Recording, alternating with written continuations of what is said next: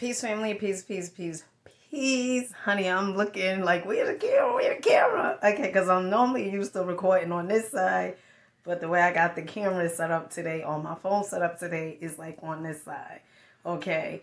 Today's video is about control. So I'm going to talk about where do I get the concept of me having to be in control, and how did I become aware of me having to be in control?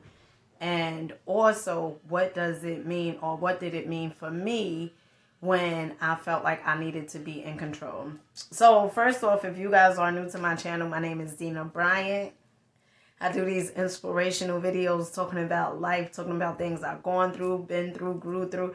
Well, actually, I do vlogging too. Honey, I do what I eat, and it's just a bunch of stuff, okay? So, welcome you, okay? If you are new, I welcome you. I thank you. If you have been around once or twice, 3 or 4 times, or maybe more, okay, I thank you. So, as a kid, I seen that adults pretty much, they all needed to be in control, right?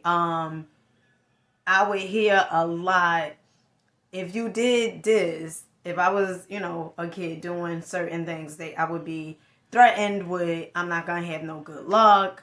It's not right what I was doing. It was like all these different things.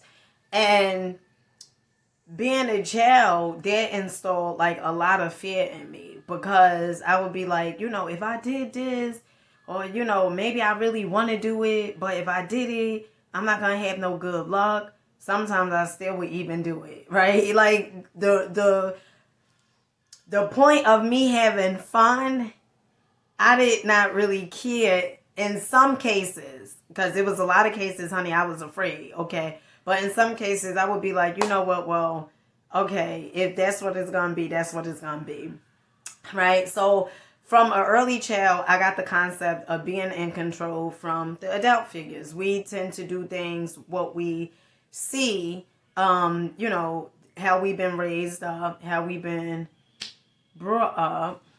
We tend to do those things, right? Because it's like programming.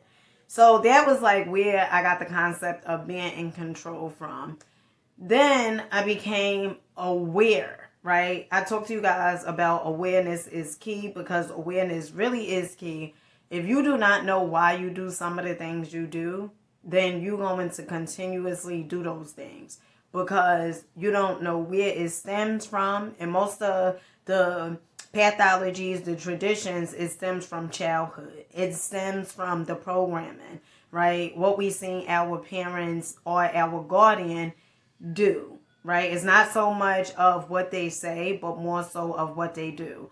And so that's where, everything sort of started, me showing up, feeling like I have to be in control. And what I truly, truly realized is the moments where though I felt like, ooh, I'm in control. My children, they doing X, Y, and Z I want them to do. They better do it. Honey, I was so out of control. And when I say I was out of control, meaning most likely I was working somewhere I did not want to be. And so I couldn't take my frustration out on, people that I felt that had more authority than me, right? I would take my frustration out, like I would be yelling, at my children. If my life wasn't going the way that I felt like it should be going, okay, then I would take my frustration out on my children, like yelling, nitpicking, like paying attention to every little detail around the house, or finding things to pick on or complain about. And that's because I was so out of control in my life, right? That's what I realized. In order for you to feel like, if you the person that has to feed your ego all the time to make you feel like, well, I have to be in control, and you get, you get like pumped up from being in control, that means you are really, honey, you are past out of control. You are really, really out of control. And I'm going to share a story with you guys. Some of you guys may have heard this story, but I'm going to share a story with you guys. So my apartment that I'm in, I've been here for about 6 years, right? And I remember when I first moved into this apartment, it's a school that's literally across the street from my house, okay? And my two oldest children, well, actually all four of my children, they going to that school, okay? Right now, my two youngest children is in that school. So I remember my oldest son, okay, he liked it this young tenderoni, okay? And I remember I used to be like, when you come from school, make sure you check in, whatever, just so I could know he was good, right? Because that's how I grew up, right? And it would be times he would come from school and he would not check in honey. I mean, like he would go to the girl house or go somewhere else. And I'm like, where the hell is this kid, right? Honey, no one knows. Nowhere to be found. It was a few times I went to the school and I asked, the person that worked at the front desk, asking them like, did you see my son? Whatever. And they would, radio over on the walkie-talkie like, Miss Bryant is here. She's looking for her son, whatever, right? And they ain't know where he was, okay? They, like his teachers say, well, he left, at dismissal time. So what happened was my oldest son, he started going to the girl house, right? To the girl who he liked. And at this time, I think he was like about 14 or 15 years old. Honey, never quote me on the damn time. Never quote me on no time and know how much it is, okay? Because those two things, okay, I'm just letting you know ahead of time. So I remember it would be moments where it's though I'm asleep and I wake up and I'm like, I go in his room, something just tell me like, girl, you better get your ass up. That boy ain't in his goddamn room. And I would go in his room, honey.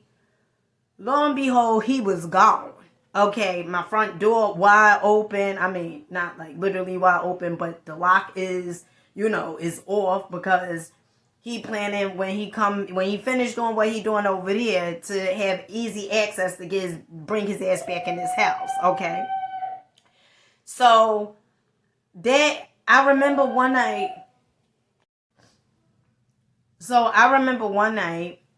I was asleep. And another night, something said, girl, that kid ain't in his room. And then again, this went on for some time, okay? And I locked the door, okay? Because at this time, I think it was like 2 something in the morning. And I had meditated. I never forgot. I never forget this. Something was like for me to meditate, okay? And if you want downloads or being able to communicate like with the universe, 3 o'clock, 4 o'clock, 5 o'clock. I used to hear people say those times are the times where as though you could get the messages from the universe so clearly and precise. And it's so true. Honey, I'm up there meditating, getting my zen on, and I was frustrated, honey, upset. Okay, I was livid because I was like, this kid, he ain't gonna listen to me. He gonna obey me. Okay, he ain't gonna obey me. He not gonna listen to me. Okay, so I was already in my feelings. Okay, because I'm like, everything else in my life is going a certain way, and this is what I'm gonna get to. I'm meditating, and I'll never forget. I took those deep breaths. Okay, that I've been hearing people say so much to take. And I'm there and I'm like, and I just put out in the universe like, well, I'm going through this. Like, what's going on with this kid? And what I got back in return was control. And I was like, what, universe? You're trying to say because I'm going through this because I'm trying to control things? It was like a knowing, right? It's whenever you get like these knowings or like this feeling where as though the universe is speaking to you, it's not like communicating like this. It's like this knowing. I can't describe it, but it's just like this knowing. And from that point on, it would like when my oldest son came in the house, I spoke to him, and after that, like I started laying low. Like I wasn't gonna keep on talking because being a parent, at times we keep on talking because we feel somewhere in the back of our goddamn minds that the children are going to listen to us the more we got them keep on talking to them. And probably during the first sentence, honey, they check out. They ain't listening to you, okay? And I warned my son several times. I said, listen, you gonna get caught, right? But what I noticed was this. How about this, family? Listen to this. When I surrendered and I just was like, you know what? You gonna get what you get. He done got caught being in the girl house. Now, up until this point, honey, he never got caught. But he done got caught being in the girl house, okay? And I was like kind of happy about that. I ain't even gonna front. I was kind of happy because I said, I'm sick of talking to this damn kid. And I used to say to him, listen, you gonna get what you get. The universe is going to, I'm telling you, right? Like they would tell me,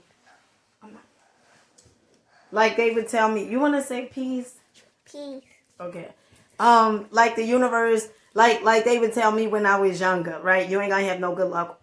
I wasn't telling him he wasn't gonna have no good luck. I just said, you better stop going over there because you going over there at that girl house at 2 o'clock, 3 o'clock in the morning, and you already know the girl mother don't want you over there because she done said it several times, and you still going. So you get what you get, okay? And then next minute, he got what he got. So this message is to let you know, listen, if you feel the need to be so in control, honey, that means you are out of control, okay? It also means that you need to boost your ego, okay? You are feeding your ego so much.